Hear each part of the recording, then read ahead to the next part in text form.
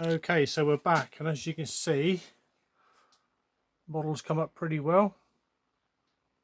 It's not too bad. I've cleaned it with the wheel.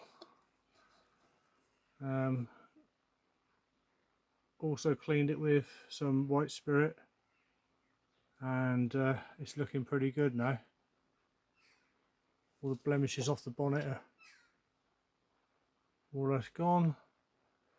That's as good as you're going to get these models unless you go down the wet and dry emery board route. So what I'm going to do now is just undercoat it now with some white primer outside, and then give it a couple of light coats of primer, and then I'll go over it with the high coat mint green. So yeah, I'm quite happy with that as the way it's come out, so just bear with me. So when I will be spraying this, it'll be usual with the rattle can, about 6-7 inches away, just very slowly covering it inside and out. Don't leave it in one place for too long, as it will puddle. Okay, so just bear with me and we'll be back in a moment and you should see it white. Right, so we have the white primer on. Nice even coat, looking pretty sharp. So we'll give that about 10 minutes to cure, to get nice and dry, and then we'll give it a coat of the mint green. There we go. So in the meantime, what I'll do is just show you what I've done with these new washed parts. So like I said before, that is as good as it's ever going to get. That came up really well, the plastic part, and that's what gives the chassis a little bit of suspension. Fits in under there. Very simple model, but in its day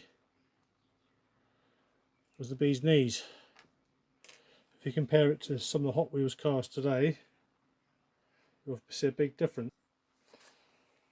This being an example of the latest Hot Wheels car, as you can see, it's alright. I mean, the graphics are usually just transfers that they lacquer over. Oh, excuse me, bit of paint back my throat. They've done very minimum in the way of detail, really. I mean, again, the headlights and the little badge, little transfers lacquered over. The wheels, yeah, nothing special, but the Hot Wheels do move a lot more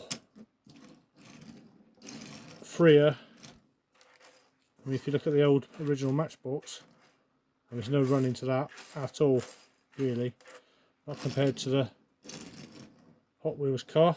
This is one of my son's new ones. Plastic base. I thought plastic bases were relatively modern, but it seems that this is a 2013 model, made in Malaysia. It's a Scion or Skion FRS, I don't know, some Japanese Toyota by the looks of it. Now the back end, what is really disappointing about this car is that they've bothered with the front lights, but the back ones, they're just pink. There's no number plate. If anything, it looks a bit too oversprayed as well. So yeah, they've made the effort of putting in front headlights, but they've not done much with the back. And everything else is, yeah, pretty much as you expect from a modern day's Hot Wheel. Interior, black plastic. And even more extreme, some of the concept Hot Wheels cars. I mean, look at that. What's that supposed to be? Some sort of racing car. It's got glow in the night wheels. It's a 24-hour Le Mans car, I believe. I'm not sure if it's actually supposed to be a real one. Made in 2010 by Mattel, owners of Hot Wheels, made in Malaysia. So that's where these cars are made nowadays, these Hot Wheels cars, in Malaysia. Not sure where the new Matchbox cars are made from, but you can guarantee that back in the day and you can see that, made in England by Lesney. So there you go, it's just a quick comparison to some of the old stuff and some of the new stuff. And as before with this one here, again, this armoured car, a Lone Star production, made in England. I've got a Lone Star Jeep, and this is the first armoured car I've got by that company, so I might have to delve into some of the history about these. Once I drill out these rivets, I'm going to have to find out if I can take the turret off properly, because as you can see, the barrel needs a bit of straightening, so all I'll do is apply a bit of gas heat from my burner, and yeah, that should straighten out. Now this car, let's have a look, see what the paintwork's doing. I'll take it off.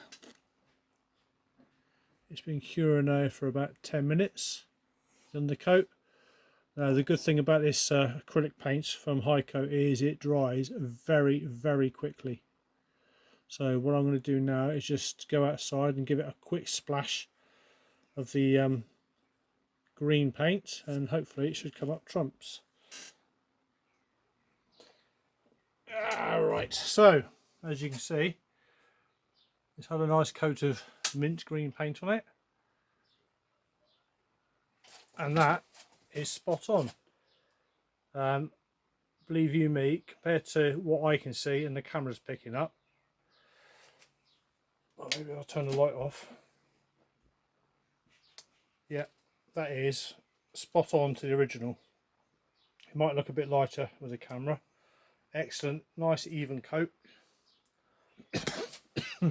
So I shall leave that overnight to dry. What I will do is paint the front grille, the headlights. If my hand is steady enough, I shall do the door handles and the rear lights as well. But that, as far as I'm concerned, is as good as it's going to get. So that's the spraying part. So this video is probably going to be in 3 parts now. This is going to be about 8 minutes long, this is. So I'm more than happy with that, the finish. I've got every little bit, nothing missing. That, and they're absolutely perfect. So there you go. So that's it for the time being. So again, it will be a case of putting it all back together once I've painted the detailed parts in, and that again will be a nice little short video, and probably start doing the armoured car. So I'll see you again for the next part of this video.